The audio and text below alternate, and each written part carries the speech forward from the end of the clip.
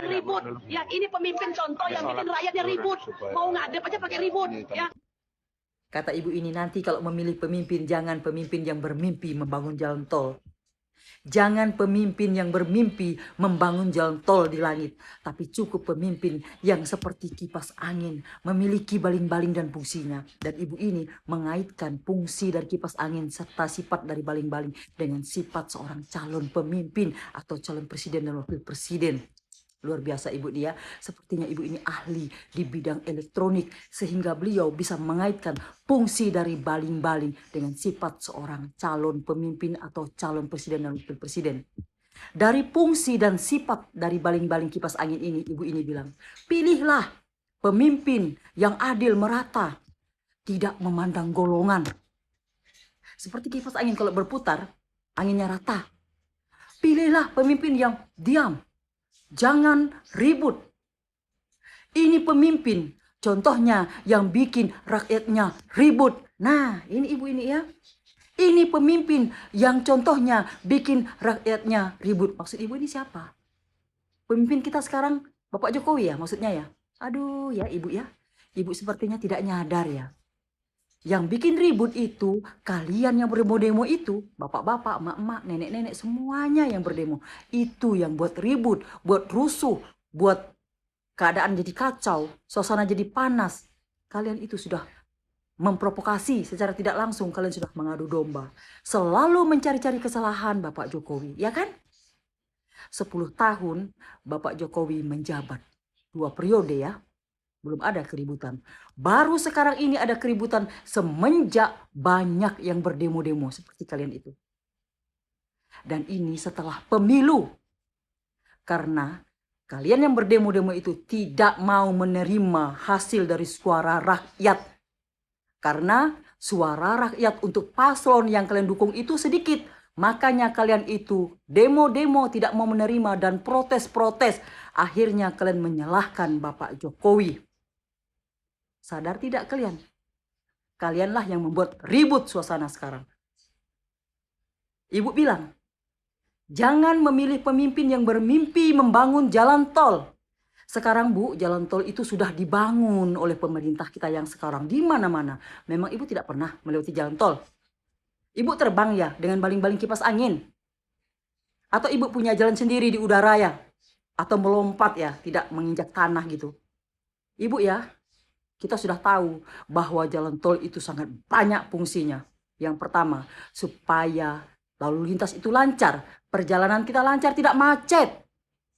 Kemudian ya, pelayanan distribusi barang dan jasa ya untuk pertumbuhan ekonomi supaya lancar. Kemudian jalan tol juga merupakan untuk meratakan hasil pembangunan.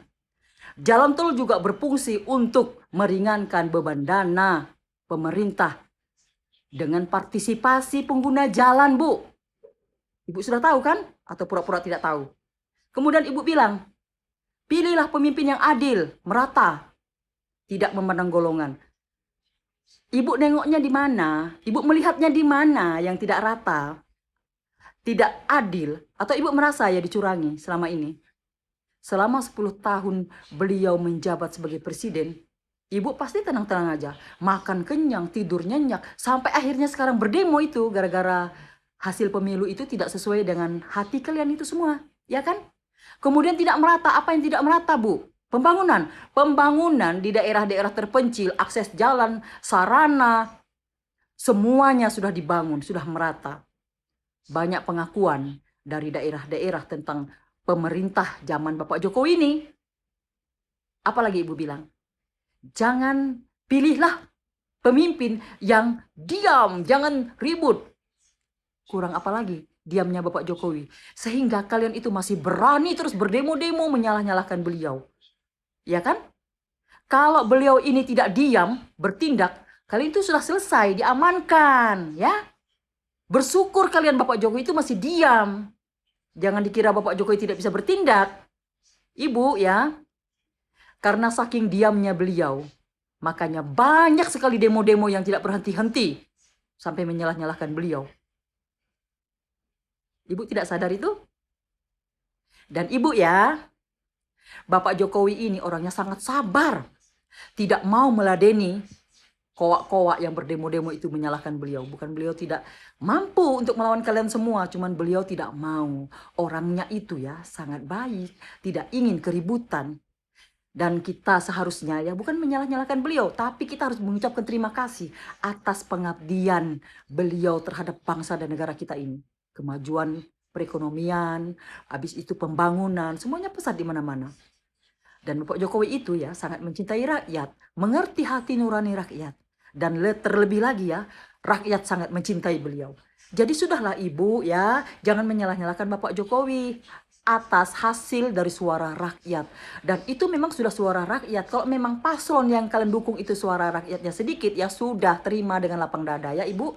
Cobalah berpikir ya dengan tenang ya, jangan menyalah-nyalahkan terus Bapak Jokowi. Kami sebagai pendukung Bapak Jokowi sedih Bu, karena Ibu yang lain-lain yang berdemo itu suka menyalah-nyalahkan beliau. Kami tetap mendukung beliau karena kami selalu melihat bagaimana kinerja beliau selama memimpin negara kita. Dan kita harusnya berterima kasih dengan beliau, bukan malah mencari-cari kesalahan.